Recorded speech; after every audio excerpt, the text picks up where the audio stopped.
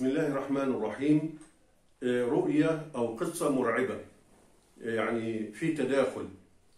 قصة فيها نوع من الرعب وفي نفس الوقت تحوي على مرائي تداخلت. يعني سمعناها من أحد الناس، نحكيها. ممكن أن تكون يعني صحيحة وممكن ألا تكون صحيحة. أنا شخصيا ممكن أقبلها ولي تحليل لها، وعموما يعني لو في نقد لها، هي ليست كتابا ولا سنة، يعني ليست قرآنا، وبالتالي يمكن أن تقبلها يمكن ألا تقبلها، لكن يمكن أن تكتبوا لي آراءكم في التعليقات، وتعلمون أن نحن يمكن أن نتناقش إن شاء الله تعالى. المهم لا أطيل عليكم. الرؤيا المرعبة قصتها يحكي أستاذ اسمه أشرف. يقول أشرف إنه حصل طلق زوجته، فطبعا أعصابه تعبانة، فدعا مجموعة من أصحابه إلى الإسكندرية، وكان في شهر أكتوبر في ميامي. الجو جميل، المدينة هادئة إلى حد ما، جو اسكندرية رائع بديع حتى تهدأ أعصابه. كان في صديق لهم عنده شقة في ميامي أمام البحر. فالمهم هم مجموعة من الأصدقاء قالوا نقضي عدة أيام، وهو قال فرصة إنه يعني يريح أعصابه من المواقف اللي حصلت في مسألة الطلاق بينه وبين زوجته. المهم إنه اعتادوا إنه في الأيام اللي كانوا فيها موجودين ينزلوا يقعدوا قدام البحر في الليل، والهدوء وصوت الماء إلى قريب الفجر. اعتادوا على ذلك، ثم يرجعون فينامون. المهم بعد أيام أصدقائه اللي كانوا معاه في الشقة وراهم أعمال، استأذنوا، فبقي أشرف في الشقة وحده. فكان ينزل يفعل ما اعتادوا عليه، يجلس أمام البحر ويتأمل، يعني يهدئ أعصابه. ففي ليلة من الليالي وهو جالس على البحر أقبلت نحو فتاة يعني في قريب 15 سنة، وجلست على بعد أمتار منه. فتاة رأى انعكاس الضوء على وجهها، شعرها لطيف، يعني فتاة جميلة إلى حد ما. فنظر إليها وحاول أن يكلمها، فقال لها يعني ألا ترين أن الوقت ده غير مناسب لفتاة جميلة مثلك إنها تنزل في وتجلس في هذه الأماكن، وهي يعني الناس نايمة والشوارع بدأت تخلو من فكأنها يعني مش مركزة معاه، وتركيزها على البحر، تنظر إلى البحر. فكأنها أشارت برأسها الله، ما يعني كأنه ما يهمهاش أو شيء من هذا القبيل. قال المهم مالك، فشعر أنها كأنها لم تستجب، فقامت ومشت واختفت مع الظلام. فقال في نفسه لعلي ضايقتها بتلك الأسئلة. المهم قضى الوقت اللي اعتاد أن يقضيه على الشاطئ، ثم رجع إلى الشقة التي يقطن فيها، ونام في تلك الليلة. في اليوم الثاني في نفس الموعد رجع يجلس على البحر وحده يتأمل.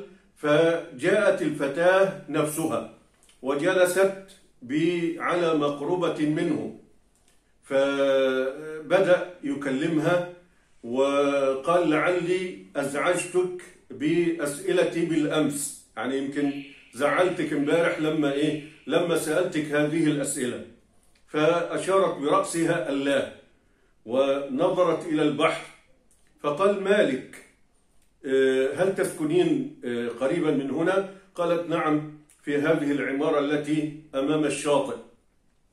قال مالك أراك حزينة، أو هي قالت أنا حزينة. قال لما؟ قالت سأحكي لك فيما بعد، وقامت وانصرفت. المهم هو أيضا مكث إلى الفجر ثم رجع إلى الشقة لينام. فلما نام رأى تلك الفتاة في منامه تخرج من البحر وشعرها مبلل وعلى رأسها كدمات ودماء. فقالت له أنت سألتني لما أنا حزينة؟ قال نعم. قالت سأجيبك. قالت أنا اسمي ندى أحمد، لعله الاسم متغير أو شيء، المهم يعني. قالت وأنا أسكن في العمارة رقم 224. هذه العمارة في الدور أو في شقة 32. تمام. وقالت نحن جئنا يعني على الشاطئ، فأردت أن أسبح في هذا المكان، فسبحت فجاءت موجة شديدة مفاجئة فصدمتني، فارتطمت رأسي بالصخور فأغمي علي فغرقت، وحملني الطيار فدفنني أو جعلني بين صخرتين في المكان الفلاني، ووصفت المكان بدقة، وقالت أخبر أمي بمكاني، واختفت. وقالت أخبر أمي بهذه الرسالة أو أخبر أمي بمكاني. قال فقمت مفزوعا من نومي، هذا حلم ولا إيه ده؟ هو استغرب لأنه رآها في اليقظة وجاءت في المنام تجيب على بعض الأسئلة التي سألها، فاستغرب. فقال لما أتأكد أشوف فذهب إلى العمارة التي ذكرتها، فوجد الحارس أو البواب، فقال له السلام عليكم، بعد ما بدأ يدردش معاه يعني علشان يستأنس به. قال هل غرق أحد من أهل هذه العمارة؟ فقال وما أدراك أو ما يدريك، تعرفت منين؟ قال أجبني ثم سأحكي لك. قال نعم. قال لعلها فتاة. قال نعم. قال اسمها ندى. قال نعم. قال البواب قال أنا أشك فيك، أنت عاوز إيه؟ أو إيه اللي أنت عاوزه؟ أو عرفت الكلام ده منين؟ المهم البواب ارتبك وشك في الرجل. قال اهدأ سأحكي لك. فحكى له كل ما رآه، وحكى له الحكاية من أولها إلى آخرها. فالبواب كأنه ارتعش وقال الله أكبر. فقال الآن قدني أو خذني إلى أمها حتى أبلغها تلك الرسالة. المهم فصعد به إلى نفس العنوان، الشقة 32. فدقوا الباب فخرجت امرأة في لباس الحزن، وهي يعني عليها آثار الوجه والأشياء، يعني واضح إنها في مأتم أو في حزن شديد. فقال لها البواب هذا الأستاذ أو الأستاذ أشرف جاء بخصوص المرحومة. فاستغربت بخصوصها. قال اهدئي أرجو أن تفهمي كلامي وتقدري موقفي. قالت اتفضل. فبدأ يحكي لها الحكاية بالضبط، فحكى لها ما رآه عند الشاطئ، ما رآه في المنام، الموضع اللي هي قالت إنها كجثة مزنوقة فيه بين أحجار معينة. تمام. وصفت له المكان بالضبط، فحكى جميع ما سمعه من الفتاة لأمها. فأمها كانت متعجبة. من ضمن الأشياء اللي لفتت نظري إن أمها قالت طب ليه ما جاتليش أنا؟ ليه ما جاتليش أنا وأنا أمها، وجات لك أنت وأنت رجل لا علاقة لك بها؟ قال لا أدري، أنا حكيت لك ما رأيت ولا أدري. ودي نقطة مهمة يعني. المهم قال في اليوم ده اللي هو الثاني ما سهرتش على البحر بقى، كأنه أصابه نوع من الخوف، لأن الموقف فيه مرعب إلى حد ما. قال فذهبت إلى كافيه وسهرت فيه لحد الفجر، وبعدين في الصباح ذهبت إلى المكان فرأيت زحاما، فوجدت الأم هذه ومعها مجموعة من الناس ومعها في قارب وغطاسين، وذهبوا إلى المكان اللي وصفته الفتاة لي في النوم، فإذ بهم يستخرجون جثة فتاة يلفونها في قماش على ما قالت الفتاة تماما. قال فذهلت، فما كان مني إلا صعدت إلى الشقة وأخذت حاجياتي وشنطتي وسافرت إلى القاهرة. حجزت في القطار وسافرت إلى القاهرة. وأنا في القطار اللطيف قال نعس وهو في القطار من الإجهاد ومن التفكير.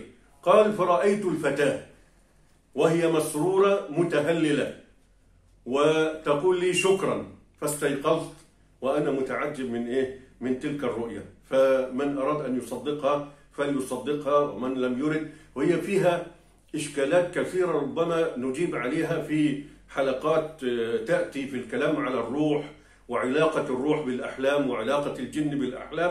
وبالتالي هنا في عدة إشكاليات. من الذي خرج له على الشاطئ؟ هل هو جن في صورة الفتاة أو القرينة؟ ما ارتباط أو ما الرابط بين القرين أو الجن والأحلام؟ لأنه واضح أن في نوع من التكامل. هي قالت له فيما بعد أو سأحكي لك فيما بعد، وبعدين جاءت في المنام. طيب لماذا جاءت له وهو لا علاقة له بالأمر، بينما أمها جالسة حزينة؟ ولا شك أن ده يعني شفى إلى حد ما قلب أمها إنها وجدتها وإنها سيكون لها قبر، لأن دي من الأشياء المؤلمة بالنسبة لمن يفقد سواء في البحر أو في صحراء أو غيره، إن أهله لا يعرفون له قبرا. فالقضية دي إلى حد ما معقدة. تستطيع من البداية أنك ترفض تلك القصة، تستطيع أن تناقش، تستطيع، أنا لا أقول أنها يعني قرآن ولا سنة نبوية ينبغي أن نسلم بها، يمكن ألا تكون صحيحة، لكن أنا عرضتها للمناقشة. والسلام عليكم ورحمة الله وبركاته.